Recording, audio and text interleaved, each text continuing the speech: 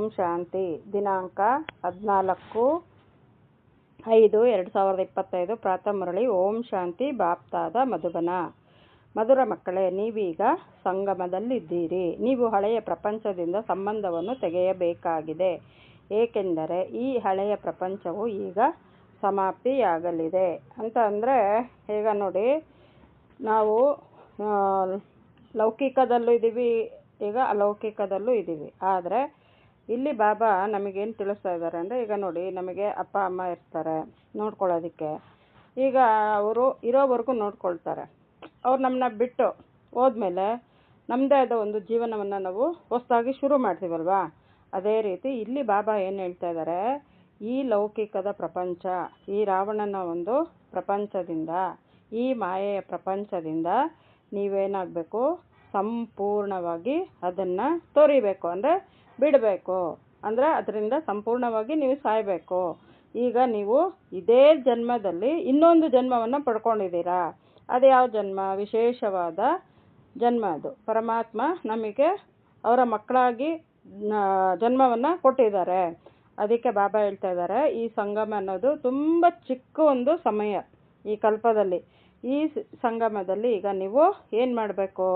ಪರಮಾತ್ಮನ ಮಕ್ಕಳಾಗಿ ನೀವು ಇಲ್ಲಿ ಜೀವನವನ್ನು ನಡೆಸೋದು ಕಲಿಬೇಕು ಅಂತ ಹೇಳಿ ಬಾಬಾ ಹೇಳ್ತಾ ಇದ್ದಾರೆ. ಅಂದರೆ ನಿಮ್ಮ ಹಳೆಯ ಪ್ರಪಂಚದ ಸಂಬಂಧಗಳು ಯಾವುದೇ ಇರ್ಬೋದು, ಅದನ್ನೆಲ್ಲ ಸಂಪೂರ್ಣವಾಗಿ ನೀವು ನಿಮ್ಮ ಒಂದು ಇದರಿಂದ ಶರೀರ ಸಮೇತವಾಗಿ ಸಮಾಪ್ತಿ ಮಾಡಬೇಕು. ಯಾಕಂದರೆ ಯಾವುದೂ ಉಳಿಯೋದಿಲ್ಲ, ಎಲ್ಲ ವಿನಾಶ ಆಗುತ್ತೆ, ಸಮಾಪ್ತಿ ಆಗುತ್ತೆ ಅಂತ ಹೇಳಿ ಬಾಬಾ ತಿಳಿಸ್ತಾ ಇದ್ದಾರೆ. ಪ್ರಶ್ನೆ: ಸಂಗಮ ಯುಗದ ಯಾವ ವಿಶೇಷತೆಯು ಇಡೀ ಕಲ್ಪಕ್ಕಿಂತ ಭಿನ್ನವಾಗಿದೆ? ಯಾಕಂದರೆ ಸಂಗಮ ಯುಗ ಅನ್ನೋದೇನು ಅಂತಂದರೆ ನೋಡಿ, ಎಲ್ಲನೂ 1250 ವರ್ಷ ಒಂದೊಂದು ಇದೂ ನಡೆಯುತ್ತೆ ಯುಗ.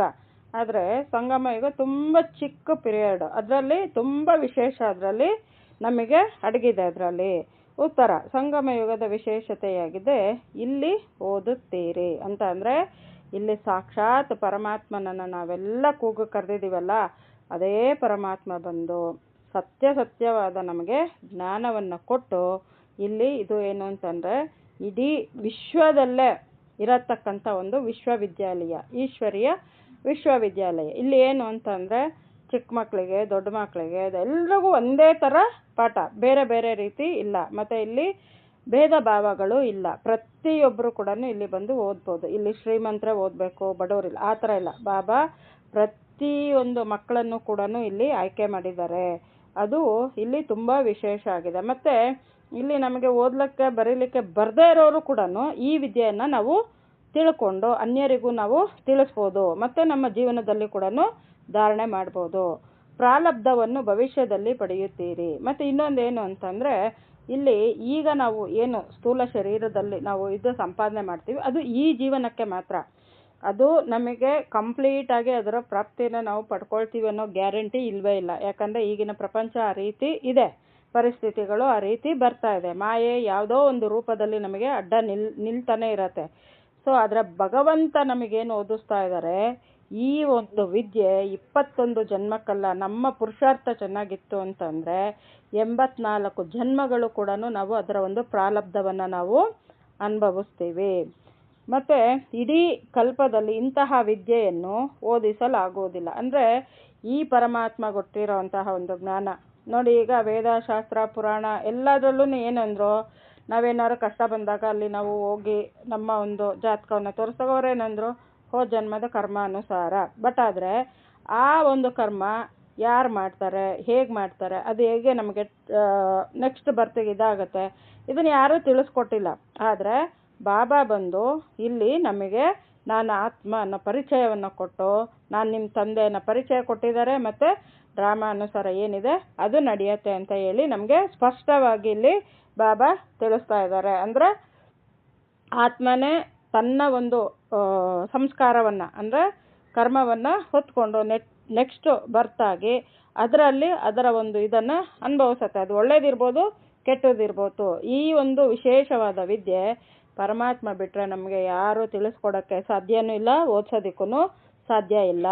ಯಾವುದರ ಪ್ರಾರಬ್ಧವು ಇನ್ನೊಂದು ಜನ್ಮದಲ್ಲಿ ಸಿಗುತ್ತದೆ. ಈಗ ನೀವು ಮಕ್ಕಳು ಅಮರ ಲೋಕಕ್ಕಾಗಿ ಮೃತ್ಯು ಲೋಕದಲ್ಲಿ ಓದುತ್ತಿದ್ದೀರಿ. ಈಗ ಮೃತ್ಯು ಲೋಕ ಅಂದರೆ ಏನು? ಇದು ರಾವಣನ ಪ್ರಪಂಚ. ಯಾವ ಸೆಕೆಂಡಲ್ಲಿ ಏನಾಗತ್ತೆ ಏನೂ ಗೊತ್ತಿಲ್ಲ ಏನು.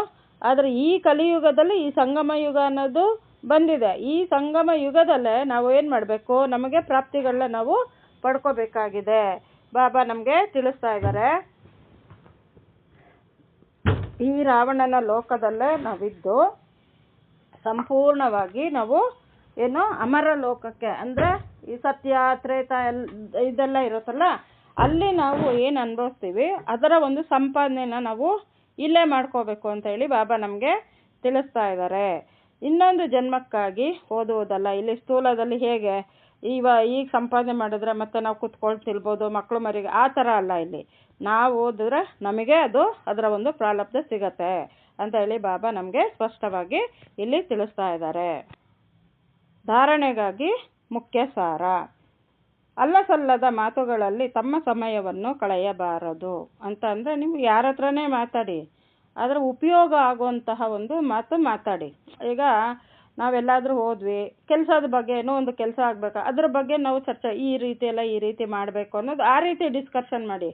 ಆದರೆ ಬೇರೆಯವ್ರ ವಿಚಾರಗಳು ಏನು ಮತ್ತು ನಮಗೆ ಉಪಯೋಗ ಆಗದೇ ಇರೋಂತಹ ಮಾತುಗಳಲ್ಲಿ ನಾವು ಸಿಕ್ಕಾಕೊಂಡ್ರೆ ಏನಾಗುತ್ತೆ ಅಂತಂದರೆ, ನಾವು ಯೋಗದಲ್ಲಿ ಕೂತಾಗ ಅದೇ ನಮಗೆ ದೊಡ್ಡ ಮಾಯೆ ರೀತಿಯಲ್ಲಿ ಮುಂದೆ ನಿಲ್ಲುತ್ತೆ. ಯಾಕಂದರೆ ಮಾತಾಡ್ತೀವಿ, ಆ ಸಮಯ ಕಳೆದೋಗುತ್ತೆ, ಬಟ್ ಅದರ ವಿಚಾರಗಳು ಮನಸ್ಸಿನಲ್ಲಿ ಮತ್ತು ಬುದ್ಧಿಯಲ್ಲಿ ಓಡ್ತಾ ಇರುತ್ತೆ. ಅದು ಅಷ್ಟು ಬೇಗ ನಮ್ಮಿಂದ ಬಿಡೋದಿಲ್ಲ. ಅದರಿಂದ ಬಾಬಾ ಏನು ಹೇಳ್ತಾ ಇದ್ದಾರೆ, ಅಲ್ಲ ಸಲ್ಲದ ಮಾತುಗಳನ್ನ ಮಾತಾಡ್ಬಿಟ್ಟು ಸಮಯವನ್ನು ನೀವು ಕಳಿಬೇಡಿ. ಹೆಚ್ಚೆಚ್ಚು ಈಗ ನಾವು ಏನನ್ನ ಪ್ರಾಪ್ತಿ ಮಾಡ್ಕೊಳ್ಬೇಕೋ ಅದ್ರ ಬಗ್ಗೆ ಚಿಂತನೆ ಮಾಡಿ, ಅದ್ರ ಬಗ್ಗೆ ಮಾತಾಡಿ. ಯಾರಾದರೂ ಸಿಕ್ಕಿದ್ರೆ ಪರಮಾತ್ಮನ ಒಂದು ಪರಿಚಯವನ್ನು ಕೊಡಿ. ಮತ್ತು ಹಾಗಂತ ಹೇಳಿ ನೀವು ಅನ್ಬೋದು, ಈಗ ನಮ್ಮದು ಕೆಲಸ ಕಾರ್ಯಗಳಿರುತ್ತೆ, ಅದ್ರ ಬಗ್ಗೆ ನಾವು ಮಾತಾಡಿ. ಯಾಕಂದರೆ ಒಂದು ಕೆಲಸ ಆಗಬೇಕು ಅಂತ ಅಂದರೆ ಅಲ್ಲಿ ಮಾತುಕತೆ ವಿಚಾರಗಳು ನಡೆಯುತ್ತೆ, ಅದನ್ನು ಮಾತಾಡಿ. ಆದರೆ ಉಪಯೋಗಕ್ಕೆ ಬರದೇ ಇರೋಂತಹ ಅವರಾಗೆ ಇವರಿಗೆ ನಾನಿಗೆ ನಮ್ಮ ಮನೆಯವ್ರಿಗೆ ಆ ರೀತಿ ಎಲ್ಲ ವಿಚಾರಗಳು ಮಾತಾಡೋಕ್ಕೆ ಹೋಗಬೇಡಿ ಅಂತ ಹೇಳಿ ಬಾಬಾ ತಿಳಿಸ್ತಾ ಇದ್ದಾರೆ. ಮತ್ತು ಬಾಬಾ ನಮಗೆ ಪ್ರತಿ ಸಲ ತಿಳಿಸ್ತಾ ಇರೋದೇನು, ಒಂದು ಚಾರ್ಟನ್ನು ಇಡಿ, ಡೈರಿಯನ್ನು ಇಡಿ ಅಂತೇಳಿ. ಯಾಕಂದರೆ ಈಗ ನಾವು ನೋಡಿ, ಮಕ್ಕಳು ಪರೀಕ್ಷೆಗೆ ಪ್ರಿಪೇರ್ ಆಗ್ತಾರೆ ಅಂತ ಅಂದ್ಕೊಳ್ಳಿ. ಅದನ್ನು ಅವ್ರು ಏನು ಮಾಡ್ತಾರೆ, ಇದರಲ್ಲಿ ನಾನು ಪಕ್ಕ ನನಗೆ ಅರ್ಥ ಆಗಿದೆಯಾ ಇಲ್ಲ ಏನಾದರೂ ಕಲಿಬೇಕಾ ಏನಾದ್ರು ಮರಿತಾ ಇದ್ದೀನಾ ಅಂತ ಹೇಳಿ ಅವರು ಒಂದು ಪೇಪರಲ್ಲಿ ಬರ್ಕೊಳ್ತಾರೆ. ಬರೆದು ಆನ್ಸರ್ ಬುಕ್ಕಲ್ಲಿ ಅದನ್ನು ಚೆಕ್ ಮಾಡ್ತಾರೆ. ಆಗ ಅದರಲ್ಲಿ ಏನು ಮಿಸ್ಟೇಕ್ ಇದೆ ಅದನ್ನು ಗೊತ್ತಾಗಿ ಮತ್ತೆ ಅದನ್ನು ಓದಿ ಮತ್ತೆ ತಿರ್ಗಾ ಪ್ರಿಪೇರ್ ಆಗ್ತಾರೆ. ಆದರೆ ಇಲ್ಲಿ ಬಾಬಾ ನಮಗೇನು ತಿಳಿಸ್ತಾ ಇರೋದು, ನೀವು ಚಾರ್ಟನ್ನು ಇಟ್ಟರೆ ಪ್ರತಿ ದಿನದಲ್ಲಿ ನಿಮಗೆ ಗೊತ್ತಾಗತ್ತೆ, ನಾನು ಎಷ್ಟೊತ್ತು ಪರಮಾತ್ಮನ ಒಂದು ನೆನಪು ಮಾಡಿದೆ, ನನ್ನ ಮನಸ್ಸಿನಲ್ಲಿ ಏನು ಸಂಕಲ್ಪಗಳು ಓಡಿದೆ, ನನ್ನ ಬುದ್ಧಿಯಲ್ಲಿ ಏನು ವಿಚಾರ ಮಾಡಿದೆ, ಏನು ನಾನು ತಪ್ಪುಗಳನ್ನ ಮಾಡಿದ್ದೀನಿ, ರಾವಣನ ಒಂದು ಸಂಸ್ಕಾರ ನನ್ನಲ್ಲಿ ಎಷ್ಟೊತ್ತಿತ್ತು, ಏನು ಮಾಯೆ ನನ್ನ ಯಾವ ರೀತಿ ಬಂದು ಇದು ಮಾಡ್ತು, ಅದನ್ನು ನಾವು ಯಾವ ರೀತಿ ನಾವು ಅದನ್ನು ಜಯಿಸಬೇಕು, ಇದೆಲ್ಲ ಕೂಡ ನಮಗೆ ಈ ಚಾರ್ಟ್ ಇಡೋದ್ರಿಂದ ನಮಗೆ ಒಂದು ಇಂಪ್ರೂವ್ಮೆಂಟ್ ಅನ್ನೋದು ಆಗತ್ತೆ. ಅಂದರೆ ಪರಮಾತ್ಮನ ಮಕ್ಕಳಾಗಿ ಈ ಒಂದು ದಾರಿಯಲ್ಲಿ ನಾವು ನಡಿಬೇಕು ಅಂತಂದರೆ ನಮ್ಮಲ್ಲಿ ಬದಲಾವಣೆಗಳು ಸಾಕಷ್ಟು ಆಗಬೇಕು. ಯಾಕಂದರೆ 63 ಜನ್ಮದಿಂದ ಬಂದಿರೋ ಈ ಒಂದು ಸಂಸ್ಕಾರ ಅಷ್ಟು ಬೇಗ ನಮ್ಮನ್ನು ಬಿಟ್ಟು ಹೋಗಲ್ಲ. ಅದಕ್ಕೆ ಈ ಟ್ರಾಫಿಕ್ ಕಂಟ್ರೋಲು ಮತ್ತು ಬಾಬಾ ಮುರಳಿಯನ್ನು ಕೊಟ್ಟಿರೋದು, ಏನು ನಮಗೇನು ಪ್ರಶ್ನೆಗಳು ಬಂದು ಆ ಮುರಳಿಯನ್ನು ತೆಗೆದಾಗ ಅದರಲ್ಲಿ ಬಾಬಾ ಉತ್ತರವನ್ನು ಕೊಟ್ಟಿರ್ತಾರೆ. ಅದಕ್ಕೋಸ್ಕರ ಬಾಬಾ ಏನು ಹೇಳ್ತಾ ಇದ್ದಾರೆ, ನಿಮ್ಮ ಚಾರ್ಟನ್ನು ನೀವಿಟ್ಟರೆ ಅದರಲ್ಲಿ ನಿಮಗೆ ಏನಾದ್ರು ಒಂದು ತಪ್ಪಾಯ್ತಾ, ಮತ್ತೆ ಅಯ್ಯೋ ನಾನು ಈ ಥರ ತಪ್ಪು ಮಾಡಿದ್ದೀನಿ ಅಂತ ಬಾಬನಿಗೆ ನಾವು ತಿಳಿಸ್ದಾಗ ಏನಾಗುತ್ತೆ, ನೆಕ್ಸ್ಟ್ ನಾವು ಆ ತಪ್ಪನ್ನು ಮಾಡೋಕ್ಕೆ ಹೋಗೋದಿಲ್ಲ ಏನೋ. ಮತ್ತು ಇಲ್ಲಿ ತುಂಬ ನಮ್ಮ ಒಂದು ಪರಿವರ್ತನೆ ಆಗಬೇಕು ಅಂತಂದರೆ ನಾವು ಚಾರ್ಟ್ ಇಟ್ಟಷ್ಟು ಇಲ್ಲ ರಾತ್ರಿ ಮಲಗೋ ಮುಂಚೆ ಪರಮಾತ್ಮನ ಹತ್ರ ನಮ್ಮ ಒಂದು ದಿನಚರಿಯನ್ನು ಒಪ್ಪಿಸಿ ಮಲಗೋದ್ರಿಂದ ಸಾಕಷ್ಟು ಬದಲಾವಣೆಗಳು ನಮ್ಮ ಜೀವನದಲ್ಲಿ ಬರಲಿಕ್ಕೆ ಸಾಧ್ಯ ಆಗತ್ತೆ. ಮತ್ತು ಅದರಲ್ಲಿ ಬರೆದುಕೊಳ್ಳಬೇಕು, ನಾನು ಇಡೀ ದಿನದಲ್ಲಿ ಏನೇನು ಮಾಡಿದೆ, ಅದೇ ಬಾಬಾ ತಿಳಿಸ್ತಾ ಇದ್ದಾರೆ. ಅದರಲ್ಲಿ ನೀವು ಏನೇನು ಮಾಡಿದ್ದೀರಾ ಬರೆದ್ರೆ ನಿಮಗೆ ಇಂಪ್ರೂವ್ಮೆಂಟ್ ಅನ್ನೋದು ಮುಂದಕ್ಕೆ ಹೋಗೋದಕ್ಕೆ ಸಹಾಯ ಆಗತ್ತೆ. ಮತ್ತು ಎಷ್ಟು ಸಮಯ ನಾನು ತಂದೆಯನ್ನು ನಾನು ನೆನಪು ಮಾಡಿದೆ ಅಂತಲೂ ನಮಗೆ ಗೊತ್ತಾಗುತ್ತೆ. ಯಾಕಂದರೆ ನಾವು ಪರಮಾತ್ಮನಿಗೆ ಎಷ್ಟು ನಾವು ಹತ್ರ ಆಗ್ತಾ ಹೋಗ್ತೀವಿ, ಮಾಯೆನೂ ಕೂಡ ಅಷ್ಟೇ ಬಲಶಾಲಿಯಾಗಿ ನಮಗೆ ನಿಲ್ಲತ್ತೆ ಎದುರುಗಡೆ ಆ ಒಂದು ಇದನ್ನು ಕಟ್ ಮಾಡೋದಕ್ಕೋಸ್ಕರ. ಅದರಿಂದ ಬಾಬಾ ಹೇಳ್ತಾ ಇದ್ದಾರೆ, ನೀವು ಚೆಕ್ ಮಾಡ್ಕೋಬೇಕು ಪರಮಾತ್ಮನನ್ನು ನಾನು ಎಷ್ಟೊತ್ತು ನೆನಪು ಮಾಡಿದ್ದೀನಿ ಏನು ಅಂತ ಹೇಳಿ ನಿಮ್ಮ ಒಂದು ದಿನಚರಿಯಲ್ಲಿ ನೀವು ಚೆಕ್ ಮಾಡ್ಕೊಳ್ಳಿ ಅಂತ ಹೇಳ್ತಾ ಇದ್ದಾರೆ. ಮನೆಯ ನೆನಪಿನ ಜೊತೆಗೆ ತಂದೆಯನ್ನು ನೆನಪು ಮಾಡಬೇಕು. ಇಲ್ಲಿ ಮನೆ ಅಂತಂದ್ರೇನು? ಶಾಂತಿಧಾಮ. ಮತ್ತು ತಂದೆ ಅಂದ್ರೇನು? ತಂದೆ ನಮಗೆ ಕೊಡುವಂಥ ಆಸ್ತಿಯನ್ನು ಕೂಡ ನಾವು ನೆನಪು ಮಾಡ್ಕೋಬೇಕು. ಎರಡನ್ನೂ ನೆನಪು ಮಾಡಬೇಕು. ಏನು? ಪರಂಧಾಮ, ನಾನು ಎಲ್ಲಿಂದ ಬಂದೆ, ನಾನು ಯಾರ ಮಗು, ಏನು, ಇದನ್ನೆಲ್ಲ ಕೂಡ ನಾವು ಮೆಲುಕು ಹಾಕ್ತಾ ಇರಬೇಕು. ಅದ್ರ ಜೊತೆ ತಂದೆಯನ್ನು ಕೂಡ, ತಂದೆ ಮತ್ತು ತಂದೆ ಕೊಡೋ ಆಸ್ತಿಯನ್ನು ಮತ್ತು ಪರಂಧಾಮವನ್ನು ಇದೆಲ್ಲನೂ ನಾವು ನೆನಪು ಮಾಡ್ತಾ ಇರಬೇಕು ಅಂತ ಹೇಳಿ ಬಾಬಾ ನಮಗೆ ತಿಳಿಸ್ತಾ ಇದ್ದಾರೆ. ನೆನಪಿನ ಚಾರ್ಟಿನ ಡೈರಿಯನ್ನು ಇಟ್ಟುಕೊಳ್ಳಬೇಕಾಗಿದೆ. ಮತ್ತು ಇಲ್ಲಿ ಇನ್ನೊಂದು ಏನು ಹೇಳಿದ್ದಾರೆ ಅಂತಂದರೆ, ಮಾಯೆ ಏನು ಮಾಡತ್ತೆ ಅಂತಂದರೆ ಯಾವುದೇ ಉಲ್ಟಾ ಕೆಲಸವನ್ನು ಮಾಡಿಸದಂತೆ ಗಮನ ಇಡಬೇಕು. ಬಾಬಾ ಹೇಳ್ತಾರೆ, ನಮಗೆ ಗೊತ್ತಾಗತ್ತೆ ಈಗ ನಮ್ಮ ಮನಸ್ಸಿಗೆ ನಾವು ಮಾಡಿರೋ ಒಂದು ಕೆಲಸದಿಂದ ಖುಷಿ ಆಗ್ತಾ ಇದೆ ಅಂತ ಅಂದರೆ ಅದು ಪರ್ಫೆಕ್ಟಾಗಿ ಬಾಬಾ ನಿಲ್ಲಿಸಿ ಮಾಡಿಸಿರ್ತಾರೆ. ಅಂದರೆ ಬಾಬಾನ ಜೊತೆಯಲ್ಲಿಟ್ಟು ನಾವು ಮಾಡ್ಕೊಂಡಿರ್ತೀವಿ. ಆದರೆ ನಮಗೆ ಅನಿಸಿದ ಪ್ರಕಾರ ನಾವು ಮಾಡಿದ್ವಿ ಅಂತಂದರೆ ಅಲ್ಲಿ ಮಾಯೆ ನಮ್ಮಿಂದ ಏನೋ ಒಂದು ಉಲ್ಟಾ ಕೆಲಸ ಮಾಡಿ ಅದಕ್ಕೆ ತಕ್ಕನಂಗೆ ಸಿಕ್ಕಾಕೊಂಡು ಮಾನಸಿಕವಾಗಿ ನೋವು ತಿನ್ನೋ ಥರ, ಇಲ್ಲ ಬುದ್ಧಿ ವಿಚಲಿತ ಆಗೋ ಥರ ಅದು ಮಾಡುತ್ತೆ. ಅದರಿಂದ ನಿಮ್ಮನ್ನು ನೀವು ತುಂಬ ಹುಷಾರಾಗಿ ನೀವು ನೋಡ್ಕೋಬೇಕು. ಮತ್ತು ಸಂಘ ದೋಷ ತುಂಬ ಎಫೆಕ್ಟು ಹೊಡಿಯತ್ತೆ. ಅದಕ್ಕೆ ಬಾಬಾ ಹೇಳ್ತಾ ಇದ್ದಾರೆ, ಎಲ್ಲನೂ ಬಿಟ್ಟು ನನ್ನ ಜೊತೆ ನೀವಿರಿ ಅಂತ ಹೇಳಿ ಬಾಬಾ ಒತ್ತು ಕೊಟ್ಟು ನಮಗೆ ಸದಾ ತಿಳಿಸ್ತಾ ಇದ್ದಾರೆ. ಮತ್ತು ಈಶ್ವರಿಯ ಒಂದು ಪರಿವಾರದಲ್ಲಿ ನಾವು ಇದ್ರೂ ಕೂಡ ನಮ್ಮ ಒಂದು ಬುದ್ಧಿ ಮನಸ್ಸು ಸದಾ ಪರಮಾತ್ಮನೊಂದಿಗೆ ಜೋಡಣೆ ಆಗಿರಬೇಕು. ಈಗ ಈಶ್ವರಿಯ ಪರಿವಾರದಲ್ಲಿ ನಾವು ಇದ್ರೂ ಕೂಡ ಒಬ್ಬೊಬ್ಬರು ಸಂಸ್ಕಾರ ಒಂದೊಂದು ರೀತಿಯಲ್ಲಿ ಇರುತ್ತೆ. ನಾವು ಅವರಾಗಿರೋಕ್ಕಾಗಲ್ಲ, ಅವರು ನಮ್ಮಾಗಿರೋಕ್ಕಾಗಲ್ಲ. ಸೊ ಇಲ್ಲಿ ಸಂಪೂರ್ಣವಾಗಿ ಬುದ್ಧಿಯೋಗವನ್ನು ನಾವು ಪರಮಾತ್ಮನೊಂದಿಗೆ ಮಾತ್ರ ನಾವು ಜೋಡಣೆ ಮಾಡಬೇಕು. ಮತ್ತು ದೇಹಾಭಿಮಾನದಲ್ಲಿ ಯಾವುದೇ ಕಾರಣಕ್ಕೂ ನಾವು ಸಿಕ್ಕಾಕೋಬಾರ್ದು. ದೇಹಾಭಿಮಾನ ಬಂತು ಅಂತಂದರೆ ಮತ್ತೆ ರಾವಣ ನಮ್ಮಲ್ಲಿ ಸೇರ್ಕೊಂಡಿದ್ದಾನೆ ಅಂತ ಅರ್ಥ. ಮತ್ತು ಉಲ್ಟಾ ಕರ್ಮಗಳನ್ನ ಮಾಡಿಸ್ತಾನೆ. ಅದಕ್ಕೆ ಬಾಬಾ ಹೇಳ್ತಾ ಇದ್ದಾರೆ, ದೇಹ ಸಮೇತ ನಿಮ್ಮದು ಎಲ್ಲ ಏನಿದೆ ಅದೆಲ್ಲ ಸಮಾಪ್ತಿ ಆಗತ್ತೆ. ಅದರ ಕಡೆ ನೀವು ಗಮನವನ್ನು ಕೊಡಬೇಡಿ. ಸಂಪೂರ್ಣವಾಗಿ ಅದನ್ನು ತ್ಯಜಿಸಿ. ಈಗ ನಾನು ಪರಮಾತ್ಮನ ಮಗು ಅನ್ನೋದು ಸಂಪೂರ್ಣವಾಗಿ ನಿಮ್ಮ ಬುದ್ಧಿಯಲ್ಲಿ ಸ್ಥಿರವಾಗಿ ಇಟ್ಕೋಬೇಕು. ನಾಮರೂಪದಲ್ಲಿ ಕೂಡ ಸಿಕ್ಕಾಕೋಬಾರ್ದು. ಅಂದರೆ ಈಗ ಬೇರೆಯವ್ರು ನಮ್ಮನ್ನ ಹೊಗಳಬೇಕು, ಅವ್ರು ಹೊಗಳಿದ್ರು ಏನು ನಾನು ಮಾಡೋ ಕೆಲಸ ನೋಡಬೇಕು, ನನ್ನನ್ನು ಈ ಒಂದು ಇದರಲ್ಲೂ ಕೂಡ ನಾವು ಸಿಕ್ಕಾಕೊಳ್ಳೋಕ್ಕೆ ಹೋಗ್ಬಾರ್ದು. ಈಗ ನಾವು ಪರಮಾತ್ಮನ ಮಗು ಆಗಿದ್ದೀವ, ಪರಮಾತ್ಮನ ಒಂದು ಕಾರ್ಯವನ್ನು ಪರಮಾತ್ಮನಿಗೆ ನಾವು ಹೇಳಬೇಕು, ಬಾಬಾ ನಿನ್ನ ಕಾರ್ಯಕ್ಕೆ ನನ್ನ ಉಪಯೋಗ ಮಾಡು ಅಂತ ಹೇಳಿ ಬಾಬನಿಗೆ ಬಿಟ್ಬಿಡ್ಬೇಕು. ನಮ್ಮ ಕೆಲಸ ಕಾರ್ಯಗಳನ್ನು ಕೂಡ ಬಾಬನ್ನೇ ಮುಂದೆ ಇಟ್ಟು ಮಾಡಬೇಕು, ಬಾಬನಿಗೆ ಒಪ್ಪಿಸಿ ಮಾಡಬೇಕು. ಆಗ ಏನಾಗುತ್ತೆ ಅಂತಂದರೆ ಯಾವುದೇ ರೀತಿಯ ಈ ನಾಮರೂಪದಲ್ಲಿ ನಾವು ಸಿಕ್ಕಾಕೊಳ್ಳಲ್ಲ. ಯಾಕಂದರೆ ನಮಗೆ ಸ್ಪಷ್ಟತೆ ಬಂದ್ಬಿಟ್ಟಿರುತ್ತೆ, ಬಾಬಾ ನಿಂತಿದ್ದಾರೆ, ಬಾಬಾ ಮಾಡಿಸ್ತಾ ಇದ್ದಾರೆ, ಬಾಬಾ ನನ್ನ ಜೊತೆ ಇದ್ದಾರೆ, ನಾನು ಪರಮಾತ್ಮನ ಮಗು, ಬಾಬಾ ನನ್ನ ಎಲ್ಲ ಕೆಲಸಗಳನ್ನೂ ಅವ್ರ ಮುಂದೆ ನಿಂತು ಮಾಡಿಸ್ತಾ ಇದ್ದಾರೆ ಅನ್ನೋದು ಸ್ಪಷ್ಟತೆ ಬಂದಾಗ ಈ ಒಂದು ದೇಹಾಭಿಮಾನದಲ್ಲಿ ನಾವು ಸಿಕ್ಕಾಕೊಳ್ಳೋದಿಲ್ಲ. ಮತ್ತು ಇನ್ನೊಂದು ಹೇಳ್ತಾ ಇದ್ದಾರೆ ಬಾಬಾ, ನಾವು ಇಡೀ ದಿನ ಏನೇನು ಮಾಡಿದ್ವಿ ಅನ್ನೋದು ಕೂಡ ಸಂಪೂರ್ಣವಾಗಿ ನಾವು ಚೆಕ್ ಮಾಡ್ಕೊಳ್ಳೇಬೇಕು ಅಂತ ಹೇಳಿ ಬಾಬಾ ನಮಗೆ ಸ್ಪಷ್ಟವಾಗಿ ತಿಳಿಸ್ತಾ ಇದ್ದಾರೆ. ಮತ್ತು ತಂದೆನ ಕೂಡ ನಾವು ಎಷ್ಟೆಷ್ಟು ನೆನಪು ಮಾಡ್ತೀವಿ ಅದನ್ನು ಕೂಡ ನಾವು ಚೆಕ್ ಮಾಡ್ಕೋಬೇಕು ಅಂತ ಹೇಳ್ತಾ ಇದ್ದಾರೆ. ಈಗ ನಾವು ಪರಮಾತ್ಮನ ನೆನಪಲ್ಲಿ ಕೂತ್ಕೊಳ್ತೀವಿ, ಮನಸ್ಸೆಲ್ಲೆಲ್ಲೋ ಓಡ್ತಾ ಇರತ್ತೆ, ಬುದ್ಧಿ ಏನೇನೋ ವಿಚಾರ ಮಾಡ್ತಾ ಇರತ್ತೆ. ನಾವು ಅಂದ್ಕೊಳ್ತೀವಿ ಬಾಬಾ ನೆನಪು ಮಾಡೋಕ್ಕೆ ನಾವು ಕೂತ್ಕೊಂಡಿದ್ವಿ ಇಷ್ಟೊತ್ತು. ಆಗಲ್ಲ. ಪರಮಾತ್ಮನ ಜೊತೆ ಸ್ಪಷ್ಟವಾಗಿ ಕ್ಲಿಯರ್ ಆಗಿ ನಮ್ಮ ಮನಸ್ಸು ಬುದ್ಧಿ ಎಷ್ಟು ಜೋಡಣೆ ಆಗಿದೆ ಅದನ್ನು ನಾವು ಚೆಕ್ ಮಾಡ್ಕೋಬೇಕು.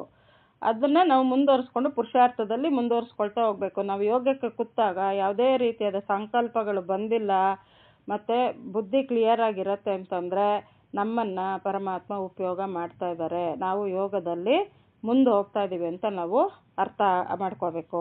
ವರದಾನ: ನಮ್ರತಾರೂಪಿ ಕವಚದ ಮೂಲಕ ವ್ಯರ್ಥದ ರಾವಣನನ್ನು ಸುಡುವಂತಹ ಸತ್ಯ ಸ್ನೇಹಿ ಸಹಯೋಗಿ ಭವ.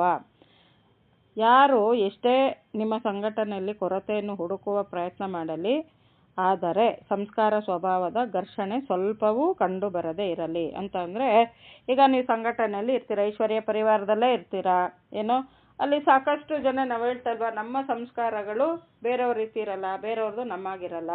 ಕೆಲವರು ಏನು ಮಾಡ್ತಾರೆ, ನಾವು ಮಾಡೋ ಕೆಲಸದಲ್ಲಿ ಏನೋ ಒಂದು ಹುಡುಕ್ತಾರೆ, ಅಯ್ಯೋ ಇದು ಸರಿ ಇಲ್ಲ, ನೀವು ಹಾಗೆ ಮಾಡಬೇಕಾಗಿತ್ತು, ಹೀಗೆ ಮಾಡಬೇಕಾಗಿತ್ತು ಅಂತ. ಆಗ ನಾವು ಕೋಪ ಮಾಡ್ಕೋಬಾರ್ದು. ಏನು ಸಹನೆಯಿಂದ ಸರಿ ಆಯಿತು ನಾವು ಸರಿ ಮಾಡ್ಕೊಳ್ತೀವಿ ಅಂತ ಹೇಳ್ಬಿಟ್ಟು, ಇಲ್ಲಿ ಇನ್ನೊಂದು ಏನು ಅಂತಂದರೆ, ಒಂದು ನಾವು ಚೆನ್ನಾಗಿ ತಿಳ್ಕೋಬೇಕು.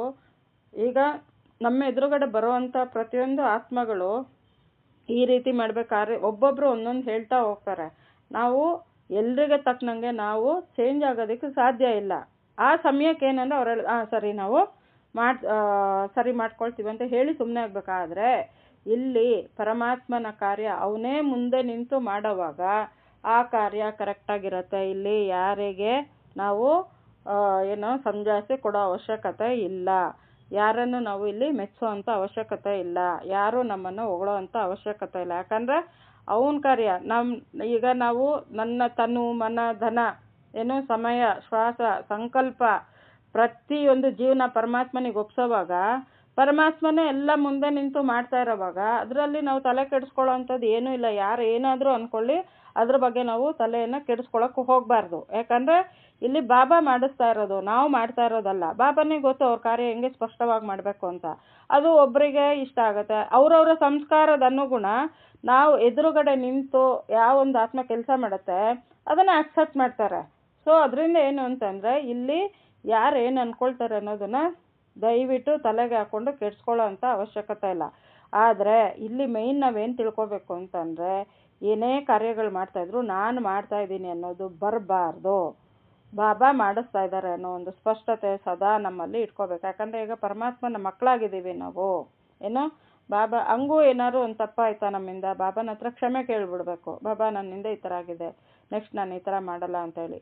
ಮತ್ತು ಇನ್ನೊಂದು ಪರಮಾತ್ಮನ ಜೊತೆ ಇಟ್ಕೊಂಡು ನಾವು ಕೆಲಸಗಳನ್ನ ನಾವು ಮಾಡಬೇಕಾಗಿದೆ.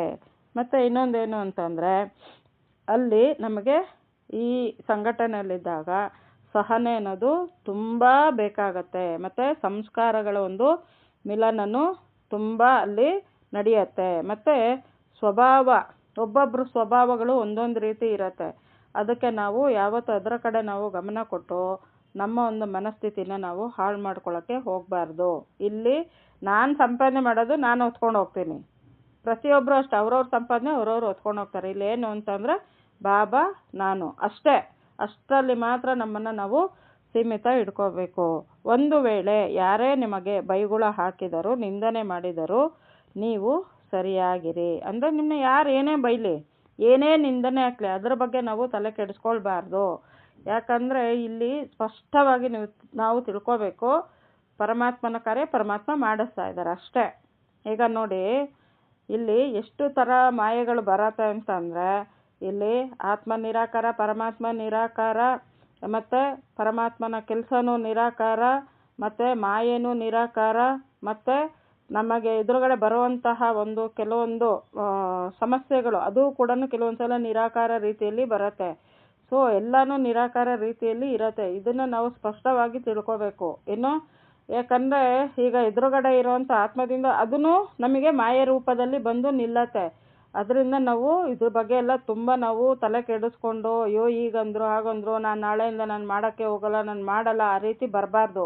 ಇಲ್ಲಿ ನಾವು ಎಷ್ಟು ಪರಮಾತ್ಮನ ಜೊತೆ ಇಟ್ಕೊಂಡು ಪರಮಾತ್ಮ ನಮ್ಮನ್ನು ಉಪಯೋಗ ಮಾಡ್ತಾ ಇರ್ತಾರೆ, ನಮ್ಮ ಪುರುಷಾರ್ಥನೂ ಅಷ್ಟೇ ಒಂದು ಒಳ್ಳೆ ರೀತಿಯಲ್ಲಿ ಆಗುತ್ತೆ. ಮತ್ತು ಇನ್ನೊಂದೇನು ಅಂತಂದರೆ ಇಲ್ಲಿ ನಾವು ಸ್ಪಷ್ಟವಾಗಿ ಏನು ತಿಳ್ಕೊಬೇಕು ಅಂತಂದರೆ ಈಗ ಸ್ಥೂಲದಲ್ಲಿ ಮಾಡಿದಾಗ ಸುಮಾರು ಜನ ನೋಡ್ತಾರೆ, ಅವರಿಗೆ ತೋಚಿದೆಲ್ಲ ಒಬ್ಬೊಬ್ಬರು ಹೇಳ್ತಾ ಹೋಗ್ತಾರೆ. ಆದರೆ ಮನಸಾ ಸೇವೆ ಅಂತ ಮಾಡಿದಾಗ ಅಲ್ಲಿ ನಿಮಗೆ ಯಾರೂ ಅಡ್ಡಿ ಇರಲ್ಲ.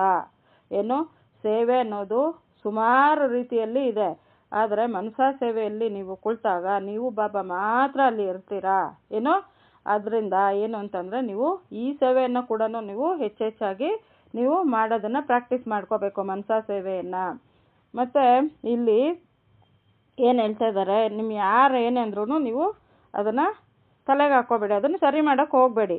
ಯಾರಾದರೂ ಘರ್ಷಣೆಯಲ್ಲಿ ಬಂದರೂ ಸಹ ನೀವು ಅವರಿಗೆ ಸ್ನೇಹದ ನೀರನ್ನು ನೀಡಿ ಅಂತ. ಅಂದರೆ ಈಗ ಯಾರಾದರೂ ಜಗಳಕ್ಕೆ ಬಂದರು, ಅವರು ಜೋರು ಕಿರ್ಚ್ತಾರೆ ಅಂತ ಹೇಳಿ ನಾವು ಕಿರ್ಚಬಾರ್ದು. ನಾವು ಶಾಂತಿ ಸಮಾಧಾನದಿಂದ ಅವ್ರೇನು ಮಾತಾಡ್ತಾರೆ ಆ ಸಮಯಕ್ಕೆ ಅವ್ರನ್ನ ಸಮಾಧಾನ ಪಡಿಸೋವಂಥ ಒಂದು ಕೆಲಸವನ್ನು ನಾವು ಮಾಡಬೇಕು. ಅದಕ್ಕೆ ತಕ್ಕನ ಅವ್ರು ಮಾತಾಡ್ತಾರೆ ಅಂತ ನಾವು ನಿಂತರೆ ಸಮಸ್ಯೆ ಬಗೆಹರಿಯಲ್ಲ. ಯಾಕಂದರೆ ಇಲ್ಲಿ ನಾವು ಬಾಬನ ಮಕ್ಕಳು, ಎಂಥ ಪರಿಸ್ಥಿತಿಗಳು ಬಂದರೂ ಕೂಡ ನಾವು ಶಾಂತಿಯಿಂದನೇ ಅದನ್ನು ನಾವು ಎದುರಿಸ್ಬೇಕು, ಸರಿಪಡಿಸ್ಬೇಕು ಅಂತ ಬಾಬಾ ನಮಗೆ ಸದಾ ಹೇಳ್ತಾ ಇರ್ತಾರಲ್ವ. ನಾವು ಒಂದು ಸ್ನೇಹಿತರಾಗಿ ನಮ್ಮ ಒಂದು ಸಂಬಂಧವನ್ನು, ಅಂದರೆ ಇಲ್ಲೇನು ಮಾಡಬೇಕು, ಈಗ ನೋಡಿ ಲೌಕಿಕದಲ್ಲಿ ಈಗ ನಮ್ಮ ಮಕ್ಕಳು ಏನಾದ್ರು ತಪ್ಪು ಮಾಡಿದ್ರೆ ಅಪ್ಪ ಅಮ್ಮ ಸಹಿಸ್ಕೊಳ್ತಾರಲ್ವ, ಅದೇ ರೀತಿ ಅಲ್ಲಿ ಕೂಡ ನನ್ನ ಸೋದರಾತ್ಮ ಈಗ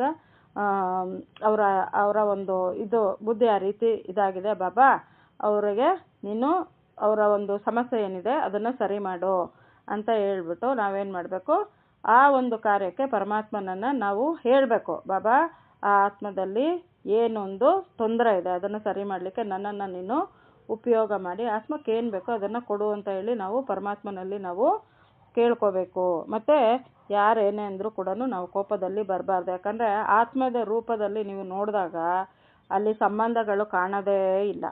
ಏನು, ಎಲ್ಲರೂ ಸೋದರಾತ್ಮದಲ್ಲೇ ಇರ್ತಾರೆ. ಶರೀರದಲ್ಲೇ ಬಂದಾಗ ಇವ್ರು ನನ್ನ ತಮ್ಮ, ನನ್ನ ಅಕ್ಕ, ನನ್ನ ಅಣ್ಣ ಅನ್ನೋದು ಕಾಣೋದು. ಆದರೆ ಆತ್ಮದ ರೂಪದಲ್ಲಿ ನೋಡಿ ಎಲ್ಲರೂ ಆತ್ಮದ ರೂಪದಲ್ಲೇ ಇರ್ತಾರೆ. ಅಲ್ಲಿ ಸಂಬಂಧಗಳನ್ನ ಹುಡ್ಕೋದಕ್ಕೆ ಸಾಧ್ಯನೇ ಇಲ್ಲ. ಅದರಿಂದ ಆತ್ಮಿಕ ರೂಪದಲ್ಲಿದ್ದು ನನ್ನ ಎದುರುಗಡೆ ಯಾರೇ ಬಂದು ಮಾತಾಡಿದ್ರು ಕೂಡ ಅದು ಕೂಡ ಒಂದು ಪವಿತ್ರ ಆತ್ಮ ಅಂತ ತಿಳ್ಕೊಂಡು ಅವ್ರ ಜೊತೆ ನಾವು ಸ್ನೇಹದಿಂದ ವರ್ತಿಸ್ಬೇಕು.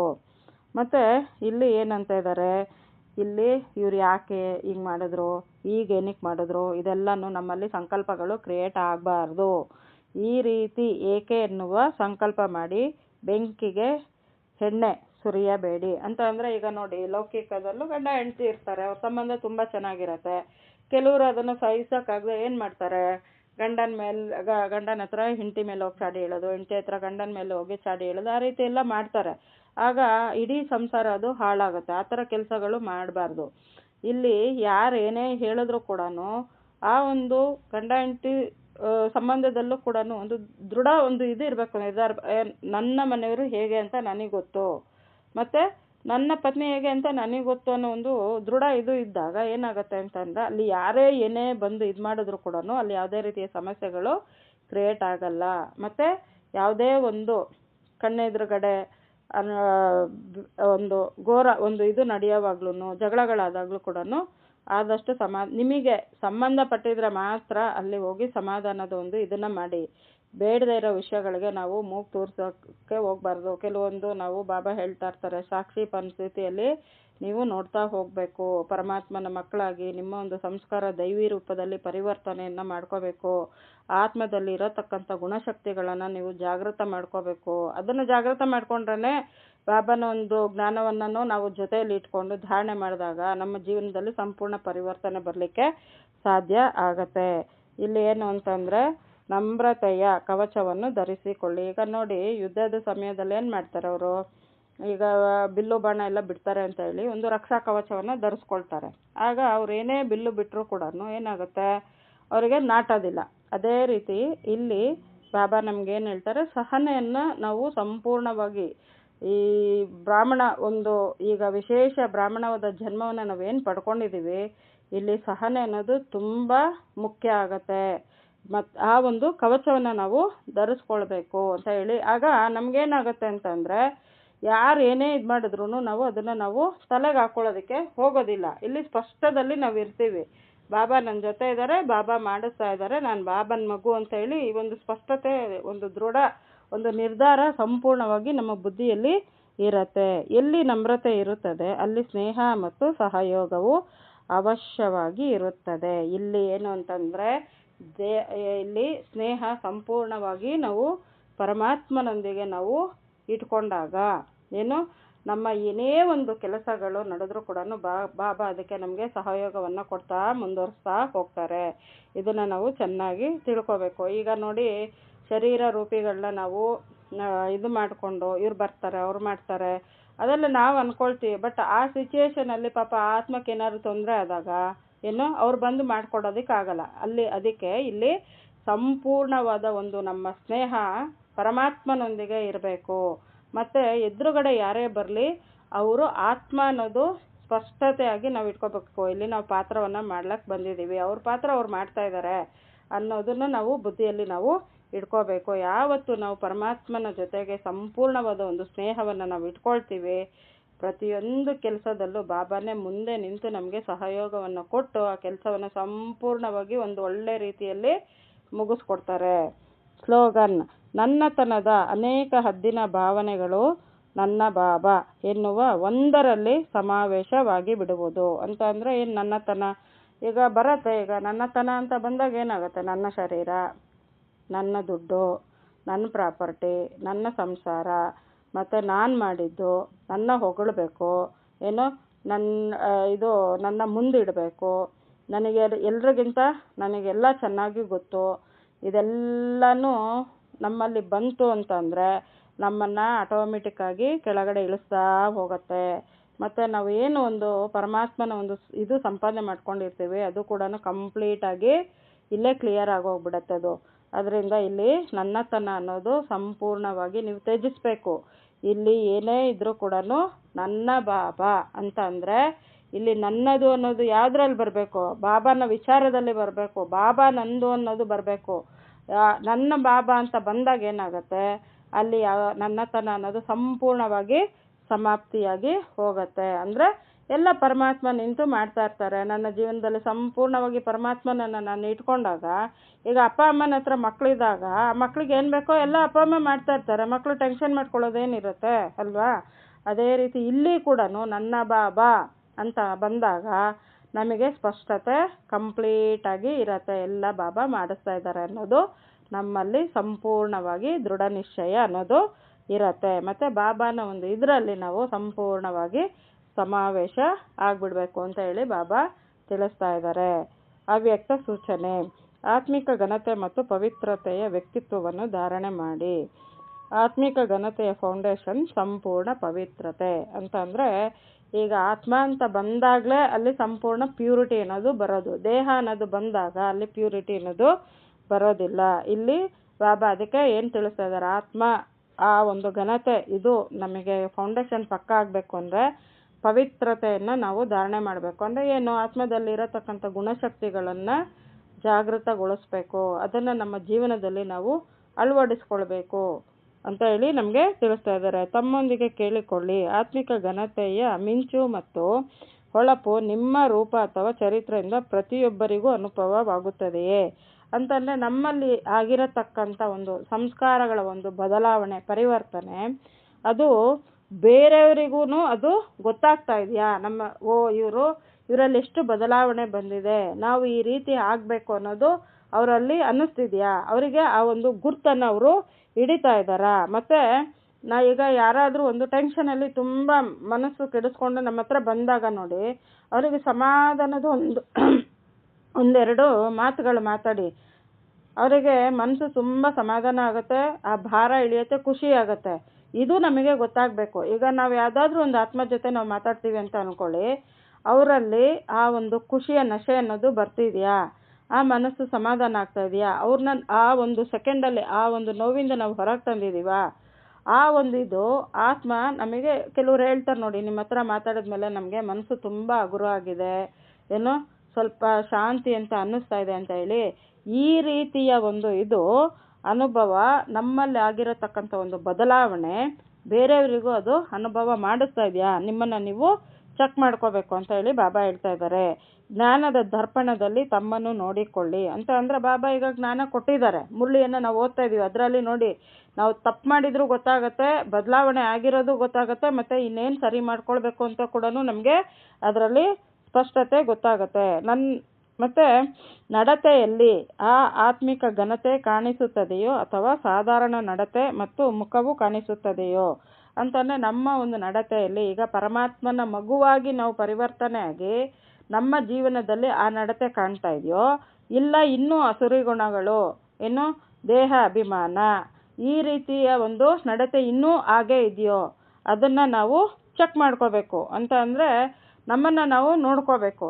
ನನ್ನಲ್ಲಿ ಏನು ಬದಲಾವಣೆ ಆಗಿದೆ, ಇನ್ನೂ ಏನು ಖಿನ್ನತೆ ಇದೆ, ಇನ್ನೂ ಏನು ಸರಿ ಮಾಡ್ಕೋಬೇಕು, ಇನ್ನೂ ಏನು ತೆಗೆದುಹಾಕಬೇಕು ಅನ್ನೋದನ್ನು ಸಂಪೂರ್ಣವಾಗಿ ನಮ್ಮನ್ನು ನಾವು ಚೆಕ್ ಮಾಡ್ಕೋಬೇಕು. ಅಂದರೆ ನಮ್ಮ ನಡತೆಯಲ್ಲೇ ಗೊತ್ತಾಗುತ್ತೆ. ಈಗ ಬೇರೆಯವ್ರ ಬಗ್ಗೆ ನಾವು ಸಂಕಲ್ಪಗಳು ಕ್ರಿಯೇಟ್ ಮಾಡ್ತಾ ಇದ್ದೀವಿ ಅಂತಂದರೆ, ಇನ್ನೂ ನನ್ನ ಬಗ್ಗೆ ನಾನು ಇನ್ನೂ ಗಮನ ಕೊಟ್ಟಿಲ್ಲ ಅಂತ ನಾವು ಅರ್ಥ ಮಾಡ್ಕೋಬೇಕು. ಬೇರೆಯವ್ರ ವಿಚಾರಗಳು ಓಡ್ತಾ ಇದೆ ಅಂತಂದರೆ ಪರಮಾತ್ಮನ ಒಂದು ವಿಚಾರಗಳು ಇನ್ನೂ ನಮ್ಮ ಬುದ್ಧಿಯಲ್ಲಿ ಬಂದಿಲ್ಲ ಅಂತ ನಾವು ಚೆಕ್ ಮಾಡ್ಕೋಬೇಕು. ಯಾವಾಗ ನಾವು ಆತ್ಮಿಕ ಸ್ಥಿತಿಯಲ್ಲಿ ಇರ್ತೀವಿ, ಬೇರೆಯವರಿಂದ ಸಂಪೂರ್ಣವಾಗಿ ಎಲ್ಲರ ಮಧ್ಯೆ ಇದ್ರೂ ಕೂಡ ಡಿಟ್ಯಾಚ್ ಆಗಿರ್ತೀವಿ, ಪರಮಾತ್ಮನ ಒಂದು ನೆನಪಿನಲ್ಲಿ ಇರ್ತೀವಿ. ಇನ್ನೂ ಏನು ಸೇವೆ ಮಾಡಬೇಕು, ಇನ್ನೂ ಇದರಲ್ಲಿ ಹೇಗೆ ಮುಂದುವರಿಬೇಕು, ಬೇರೆಯವ್ರನ್ನ ಹೇಗೆ ಮುಂದುವರಿಸ್ಬೇಕು, ನನ್ನ ಕಲ್ಯಾಣದ ಜೊತೆ ಅನ್ಯರ ಕಲ್ಯಾಣ ಕೂಡ ನಾನು ಮಾಡೋದ್ರ ಕಡೆ ನಮ್ಮ ಒಂದು ಗಮನಗಳು ಇರತ್ತೆ. ಇಷ್ಟು ಇವತ್ತಿನ ಮುರಳಿಯ ಸಾರಾಂಶ. ಓಂ ಶಾಂತಿ. ಈಗ ಪರಮಾತ್ಮನಿಗೆ ನಾವು ಒಂದು ನಿಮಿಷ ಧನ್ಯವಾದವನ್ನು ನಾವು ಅರ್ಪಿಸ್ಬಿಡೋಣ.